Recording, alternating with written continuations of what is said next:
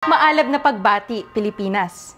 Mabilis pa sa alas 5 ang pag-arangkada ng tinatawag na People's Initiative na kumakalap ng pirma para sa Charter Change o CHA-CHA. Kasabay din ito ang mabilis na rin kumakalat na anomalya sa pagkalap ng pirma. Ganito ang nangyari sa Sitio San Roque sa Quezon City na humaharap ngayon sa isyong pagsara ng mga daan papasok sa kanilang komunidad. Sabi ng mga residente, mukhang ginamit ang isyong ito para papirmahin sila sa People's Initiative. Bigla nagsabi niya na, pirmahan mo naman to para magkaroon tayo ng busis sa masa. Sabi ko, ay ganun ba? Akala ko about sa daanan, kay papayag ako, pero hindi naman pala, babawiin ko yung ano ko, te. So wala, di na siya nag-imik. Kabi-kabila ang ganitong mga ulat ng panlilinlang. Mula sa pangako ng ayuda hanggang sa pangako ng trabaho, maisulong lang ang CHA-CHA. Desperado sila na ibenta talaga yung CHA-CHA, kaya kung ano-ano na yung sinasabi sa mga kababayan natin para makawala yung pirma. Ayon sa konstitusyon, kailangan ng higit 8 million signatures para magkabisa ang People's Initiative. Sabi ng mga nasa likod ng People's Initiative, malapit na raw nilang maabot ang bilang ng pirma na kailangan.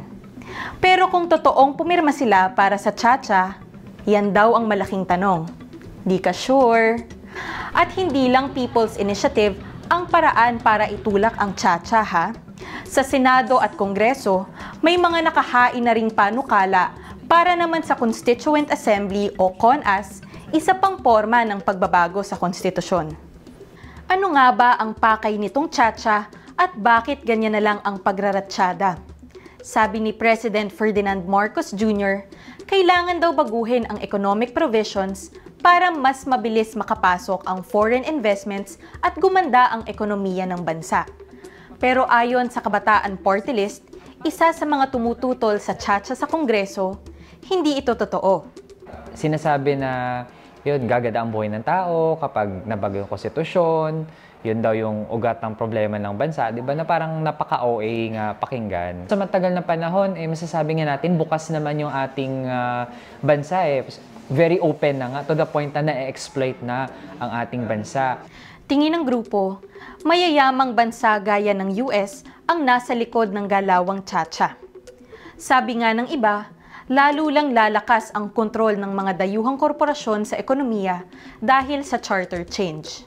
Ang pipirmahan natin yan Ibig sabihin, pumayag tayo lahat ng mga dayuhan papasok rito. Angkinin nila to, hari-harian nila. Paano naman tayo mamamayan mga Pilipino? Apak-apakan na lang tayo nila. Pero, economic provisions lang nga ba ang habol ng administrasyon sa CHA-CHA? Tingin ng Makabayan Bloc, there's more. Kaya meron talagang ulterior motives ang pagtanggal ng term limits. Sa atin naman, nandyan yung term limits kasi dumaan tayo sa diktador, di ba? Pwedeng maulit na yon kapag wala ang term limits.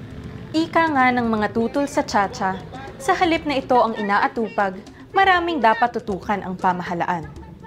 Tayo ang hindi nila inuuna. CHA-CHA ang pinagtutukan nila, hindi yung kahirapan ng mamamayan.